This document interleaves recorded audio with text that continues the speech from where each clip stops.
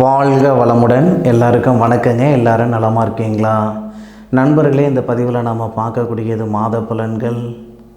ஜனவரி மாதத்தில் மகர ராசி நண்பர்களுடைய வாழ்க்கையிலையும் வாழ்வாதாரத்திலையும் இந்த பிரபஞ்சம் எந்த மாதிரியான மாற்றங்களை தரப்போகுதுன்றதை பற்றி தானுங்க மிக துல்லியமாக இந்த காணொலியில் நம்ம பார்க்க போகிறோம். மகர ராசியில் வரக்கூடிய நட்சத்திரங்கள், முதல் நட்சத்திரம் உத்திராடம் நட்சத்திரம் சொல்லக்கூடிய விநாயகர் பிறந்த நட்சத்திரம், 2வது பாதம், 3வது பாதம், 4வது பாதம். பிறகு வரக்கூடிய விஷ்ணு பகவான் பிறந்த நட்சத்திரமான திருவோணம் நட்சத்திரம் 4 பாதம். அதன் பிறகு வரக்கூடிய அவிட்டம் நட்சத்திரம், வசுக்கள் பிறந்த நட்சத்திரமான அவிட்டம் நட்சத்திரம் முதல் பாதம், 2வது பாதம். ஜனவரி மாதம் 1ஆம் தேதி திங்கட்கிழமை அதிகாலை மகம் நட்சத்திரம் சொல்லக்கூடிய சுக்கிர பகவான் பிறந்த நட்சத்திரத்தில் 3வது பாதத்தில் 129 டிகிரி சிம்ம ராசியில் கன்னி லக்னத்தில் தான் இந்த மாதம் பிறக்கப்பட்டது. அப்போ ஜனவரி மாதம் மகர ராசி நண்பர்களுக்கு சாதகமாக இருக்குமா அல்லது பாதகமாக இருக்குமா? மகர ராசிக்கு 8வது பாவகத்துக்கு அதிபதி தான் மாத கிரகம் சூரிய பகவான். சூரிய பகவான் ராசிக்கு 12வது பாவகத்தில் 16 நாட்கள் வரை இருக்கக்கூடிய ஒரு தருணம். அப்போது 8வது பாவகத்துக்கு அதிபதி 12வது பாவகத்தில் மறைஞ்சிருக்கிறது 100% நல்லது. அதுபோக சூரிய பகவான் போராடம் நட்சத்திரம் சொல்லக்கூடிய மகர ராசிக்கு 10வது பாவகத்துக்கு அதிபதி, மகர ராசிக்கு 5வது பாவகத்துக்கு அதிபதி, மகர ராசியாதிபதியினுடைய சனி பகவானுடைய நெருங்கிய நண்பனான சுக்கிர பகவானுடைய நட்சத்திரத்தில் சூரிய பகவான் சஞ்சாரிக்கிறது ரொம்ப அற்புதம்.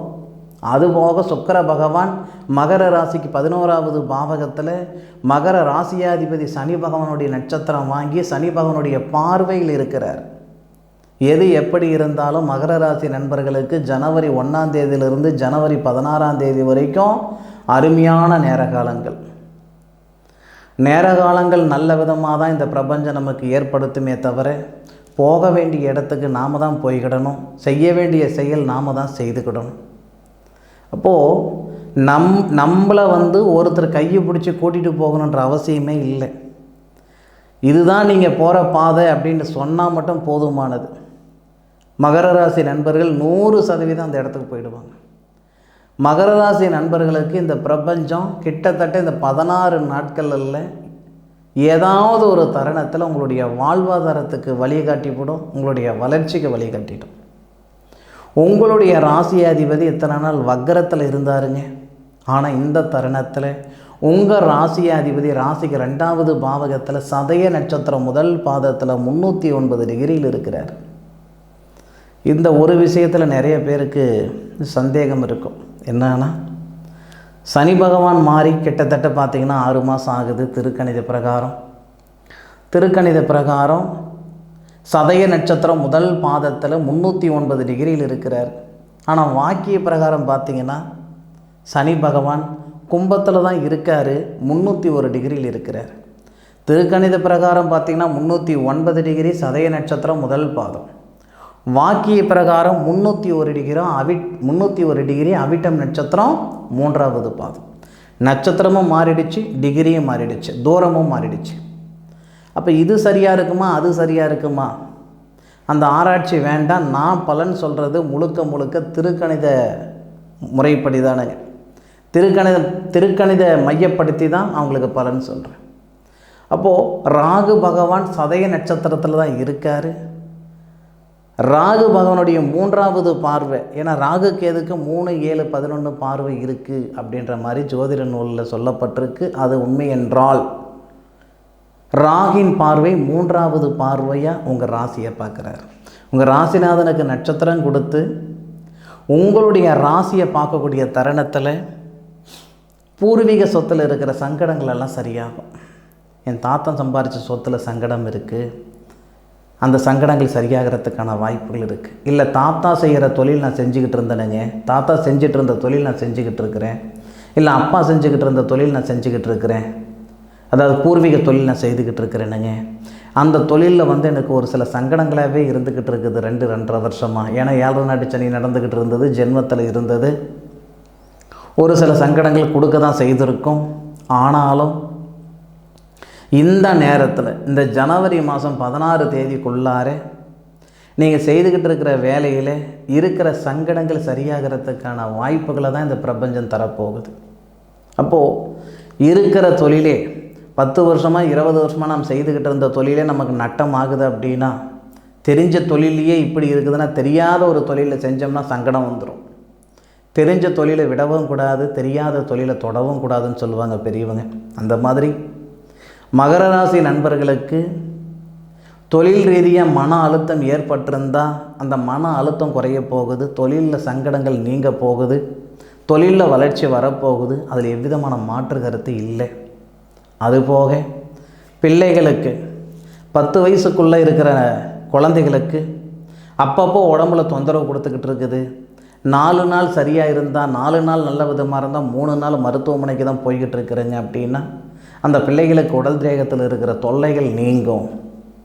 அதுபோக படிக்கக்கூடிய மாணவர்களுக்கு ஞாபக மருதி கொடுத்துக்கிட்டு இருக்குது அப்படின்னா, சனி பகவான் என்றைக்கு ராகு நட்சத்திரம் ஏறினாரோ, ராகு ஞானகாரகர், அதுபோக சனி பகவான் இந்த மாத தொடக்கத்தில் சந்திரனுடைய பார்வை வேற வாங்குறார். அப்போது ஞாபக மருதி குறையும், படிப்பில் இருக்கிற சங்கடங்கள் நீங்கும். படிப்பு ரீதியாக ஒரு சில தடைகள் இருக்குது அப்படின்னா அந்த தடைகள் நீங்கிறதுக்கான வாய்ப்பு இருக்குது. படித்த படிப்புக்குண்டான வேலை வாய்ப்பு உருவாகிறதுக்கான தருணமும் இருக்குது. ஏன்னா உங்களுடைய ராசியாதிபதி உங்களுடைய ராசிக்கு 2வது பாவகத்தில் இருந்து உங்களுடைய ராசிக்கு 11வது பாவகத்தை பார்க்குறார். 11வது பாவகத்தில் 10வது பாவகத்துக்கு அதிபதி தொழில் ஸ்தான அதிபதி இருக்கிறாரு உங்களுடைய ராசிநாதனுடைய நட்சத்திரத்தில்.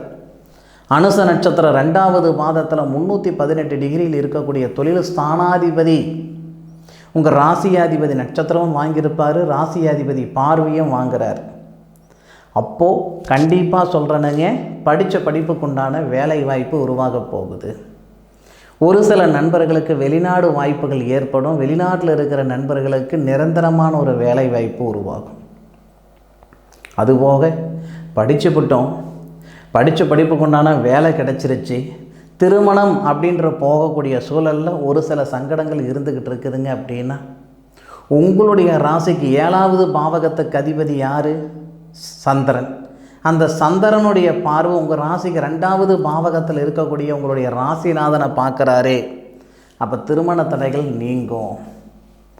அப்போ அந்த திருமண தடைகள் நீங்குதுன்னு அப்படின்னா திருமண தடைகளும் நீங்கும். திருமணமாகி பிரிஞ்சு போன தம்பதிகள் இந்த ஜனவரி மாதத்தில் மீண்டும் இணையறதுக்கான வாய்ப்புகள் கொடுக்கும்.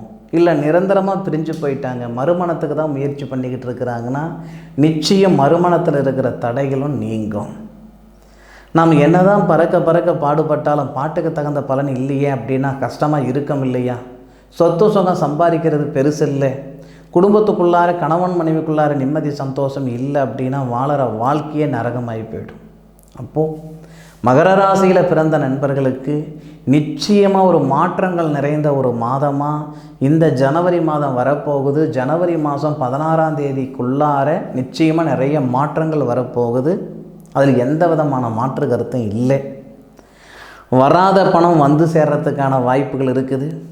பொருளாதாரத்தில் இருக்கிற சங்கடங்கள் நீங்கிறதுக்கு வாய்ப்பு இருக்குது. உழைப்புக்கு தகுந்த உயர்வு வரத்துக்கான வாய்ப்புகள் இருக்குது. ஒரே வார்த்தையில் சொல்லணும்னா நல்லது நடக்கும். ஜனவரி 31 நாள் நீங்கள் 16 நாளுக்கு மட்டும் பலன் சொல்கிறீங்க. மீதம்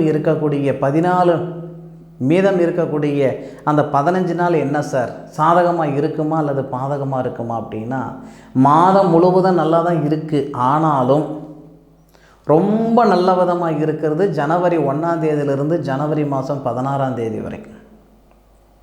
பட்டம் பார்த்து பயிர் செய்யணும்னு சொல்லுவாங்க பெரியவங்க. 3 மாதம் 6 மாதம் வளரக்கூடிய பயிருக்கே நம்ம பட்டம் பார்க்குறோம். நம்மளுடைய வாழ்வாதாரம் எப்படி இருக்கும், வாழ்க்கை எப்படி இருக்குன்றது பார்த்துக்கிட்டோம்னா உங்களுடைய ஜாதகத்தால் மட்டும்தான் பார்த்துக்கிட முடியும். ஜாதகத்தின் மூலமாக தான் தெரிஞ்சுக்கிட முடியும். ஜனவரி மாதத்தில் இது மாற்றங்கள் நிறைந்த மாதம்தான் அப்படின்றதில் எந்த விதமான ஒரு மாற்று கருத்தும் கிடையாது. அனுபவித்து சொல்லுங்கள். அதுபோக உங்களுடைய சுய ஜாதகம் பார்க்குறதுக்கு முக்கியத்துவம் கொடுங்க. உங்கள் சுய ஜாதகத்தில் இருக்கக்கூடிய கிரக அமைப்புகளுக்கு தகுந்த மாதிரி மாற்றங்கள் பலன்கள் வரும். ஆக அப்படி சுய ஜாதகம் பார்க்கணுன்னு நினைக்கக்கூடிய நண்பர்கள் மேலே தெரிகிற நம்பருக்கு உங்களுடைய ஜாதகத்தை அனுப்பி வைங்க, பார்த்து தரணுங்க. மீண்டும் அடுத்த ஒரு அற்புதமான தருணத்தில் உங்கள் அனைவரையும் சந்திக்கும் வரை உங்களிடமிருந்து விடைபெறுவது உங்கள் வீட்டு ஜோதிட நண்பனான மா காளிதாஸ் மணிகண்டன். திருச்சிற்றம்பலம். வாழ்க வையகம், வாழ்க வளமுடன்.